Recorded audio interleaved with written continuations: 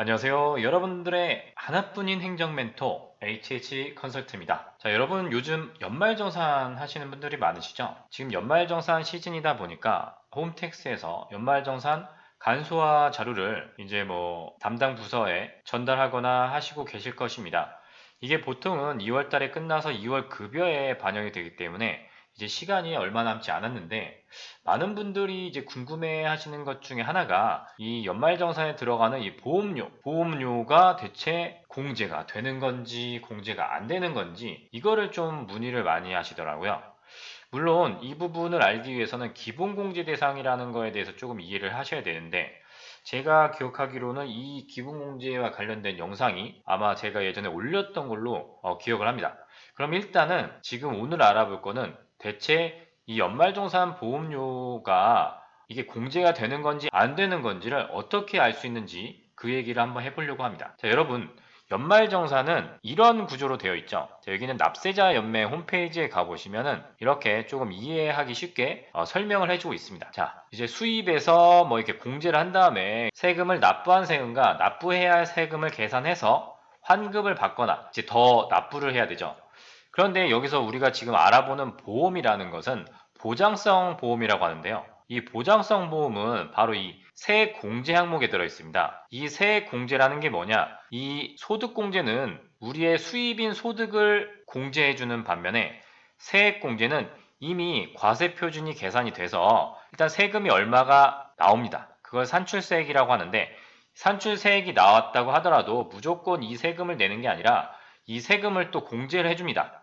물론 감면도 있고 뭐 공제도 있는데 보장성 보험은 여기서 세액을 공제해 주는 겁니다. 예를 들어서 산출세액이 50만 원이 나왔을 때 세액공제로 12만 원을 공제받는다면 남는 세금은 당연히 38만 원이겠죠.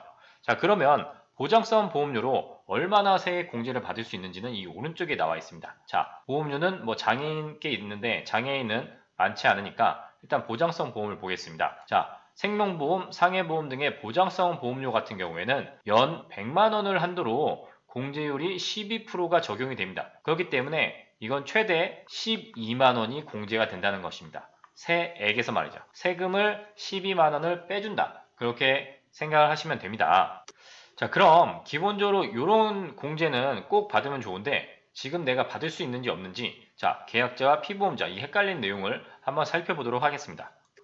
자, 보험료 세액공제 해설을 보시면 일용근로자를 제외하고 근로소득이 있는 거주자, 즉 사업소득만 있으면 안 되겠죠.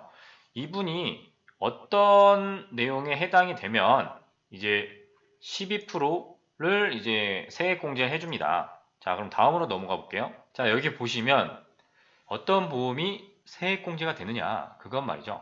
바로 이 기본공제 대상자를 피보험자로 하는 보험이라고 되어 있습니다. 자, 아까 제가 맨 처음에 말씀을 드렸죠. 이 기본공제 대상자를 이해를 해야 한다. 기본공제 대상자라고 하는 것은 가장 맨 처음에 나오는 인적공제를 말합니다. 인적공제.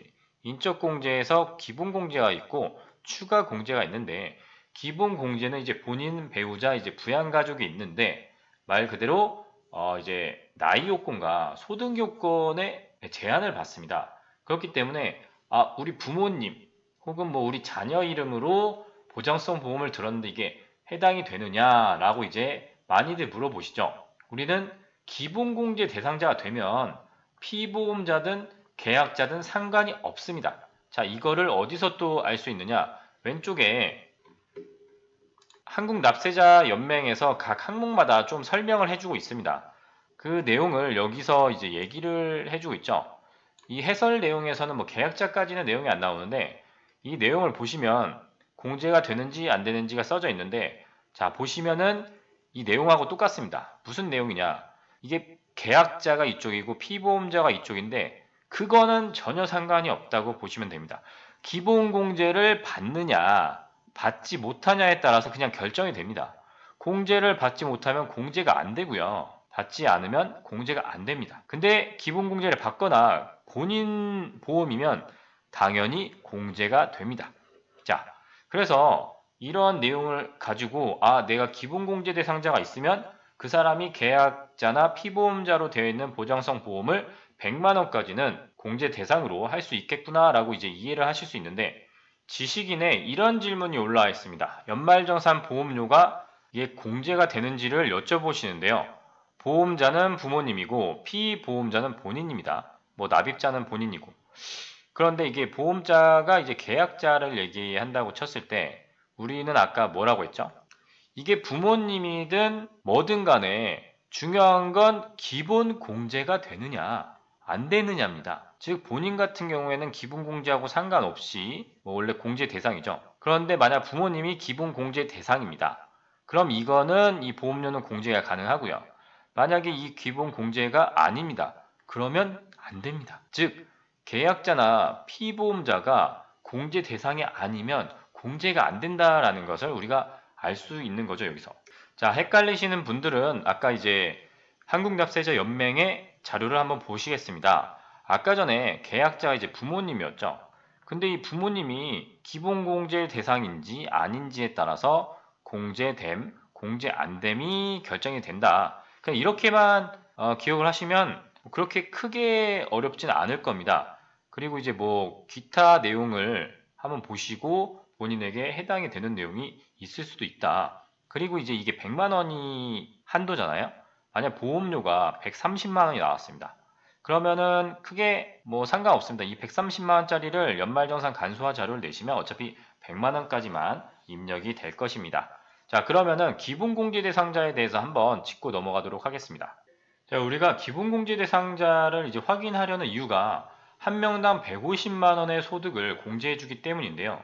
자, 배우자, 그리고 생계를 같이 하는 부양가족이라고 되어 있습니다. 그 자세한 내용을 보면 이제 부모님이겠죠. 직계 존속, 그리고 자녀, 그리고 이제 형제 자매, 그 밖에 부양가족이 있는데 약간 조건이 다릅니다.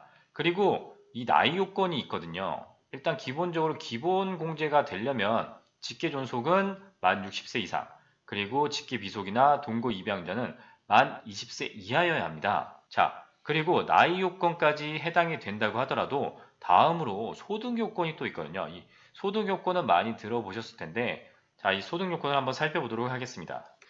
앞서 살펴봤던 가족들이 이 기본공제 대상자가 되려면 연간 소득 금액이 100만 원 이하여야 하는데요.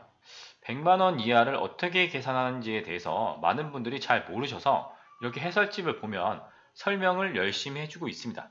다만 여기서 근로소득만 있는 경우, 만약에 어떤 가족이 근로소득만 있을 경우에는 총 급여가 원래 333만 원이 되어야 연간 소득 금액이 100만 원이 되거든요.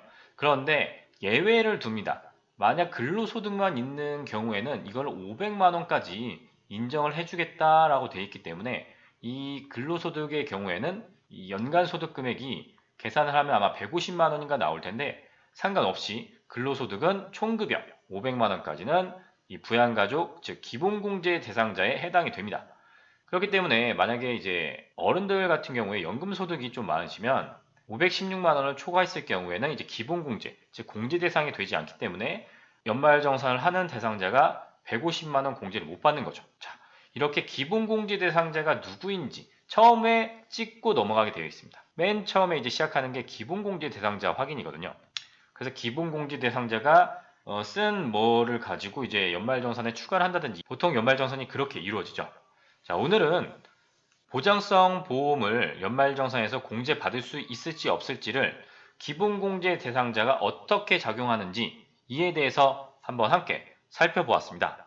도움이 되셨다면 좋아요와 구독 부탁드리고요. 다음에 또 찾아뵙도록 하겠습니다.